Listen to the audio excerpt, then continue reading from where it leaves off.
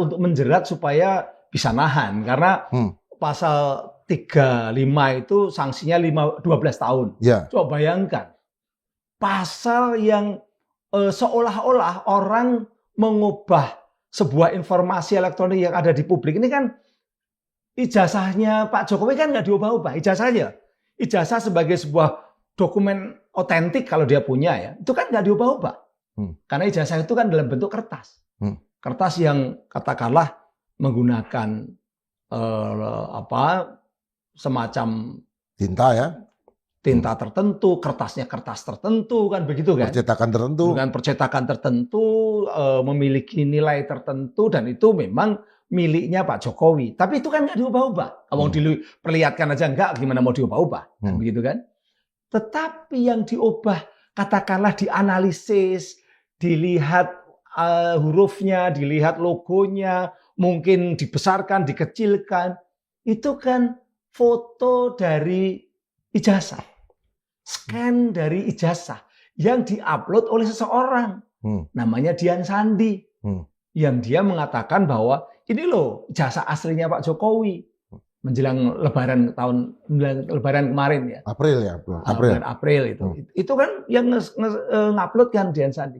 Lah yang kemudian bisa diakses oleh publik, oleh masyarakat, oleh Resmond dan Roy Suryo maupun Tifa itu kan ini yang diupload ini. Aslinya kan nggak bisa diakses sampai sekarang. Ya itu kan makanya. Nah ini kemudian dia bukan informasi elektronik yang dimaksud oleh Undang-Undang ITE. Yang dimaksud oleh Undang-Undang ITE dilindungi oleh Undang-Undang ITE, dilindungi oleh negara. Itu informasi elektronik yang merupakan milik seseorang, properti seseorang, ataupun yang ada di sistem elektronik yang memang kalau diubah itu merugikan pemiliknya.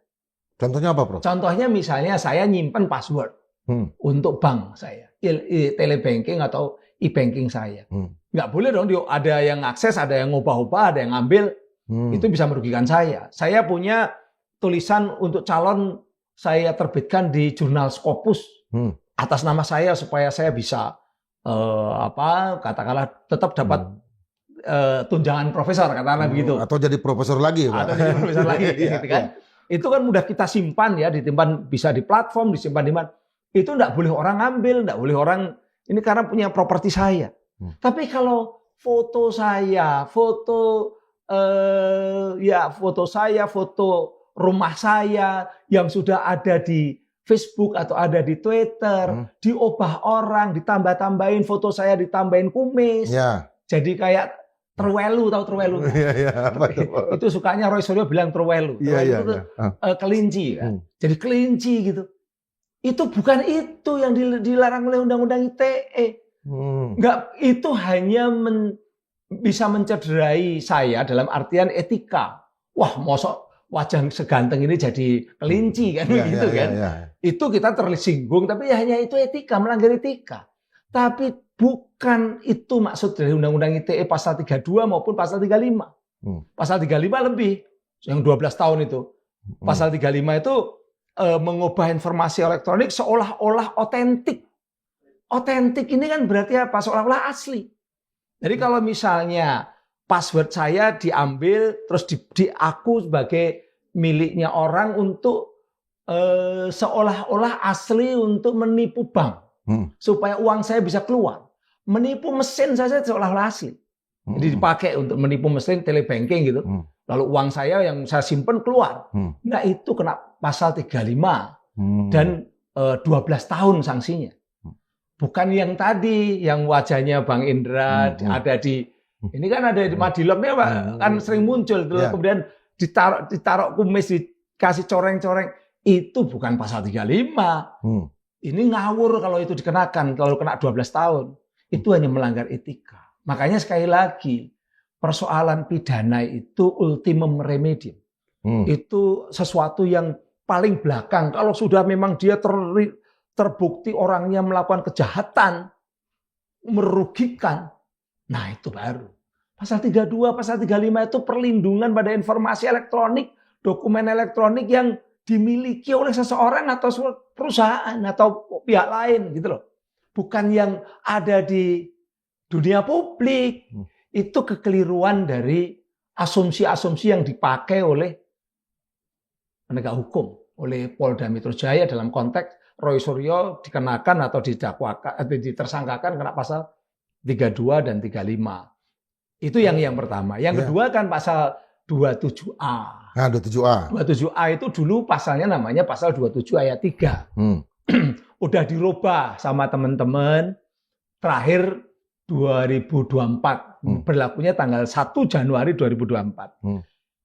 Sanksinya cuma 2 tahun. Yaitu setiap orang dengan sengaja menyerang kehormatan seseorang dengan menuduhkan bukan seseorang, orang lain. Sekarang istilahnya pakai orang lain. Kalau dulu seseorang. Dulu hanya single person, naturalist person kalau istilah hukumnya gitu. Seseorang harus pribadi. Artinya orang itu yang melaporkan nanti ya. Nanti orang itu yang melaporkan karena namanya disebut. Kalau orang lain? Orang lain itu berarti bisa pengertiannya bisa orang banyak. Cuman kemarin untung Mahkamah Konstitusi kemudian memberi makna bahwa orang lain itu maksudnya seseorang. Oke. Di keputusan MK yang terakhir ya.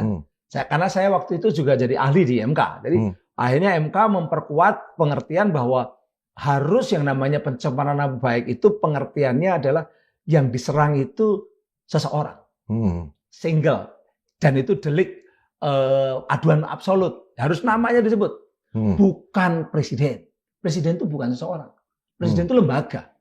Bukan pemerintah. Termasuk pemerintah daerah juga bukan. Jadi kalau ada orang mengatakan pemerintah ini sekarang korup, nggak bisa kena undang-undang ITE karena pemerintah itu bukan seseorang. Iya. Bukan single person, bukan natural person. Ini banyak nih kadang-kadang ini. Nah, untungnya Mahkamah Konstitusi itu kemarin keputusannya itu memperkuat asumsi-asumsi yang sudah itu sebenarnya ini bukan hal baru. Mahkamah Konstitusi juga hanya memutuskan itu ya. Tapi baguslah, artinya selama ini yang saya ucapkan di banyak forum diperkuat dengan Mahkamah Konstitusi. Dan waktu itu memang saya juga di Mahkamah Konstitusi tanggal 17 Desember 2024 itu saya menjelaskan tentang ini.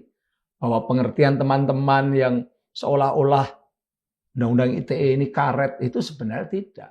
Problem utama persoalan Undang-Undang ITE itu bukan di undang-undangnya, tapi di penegak hukumnya. Penegak hukum itu, Mas, itu seringkali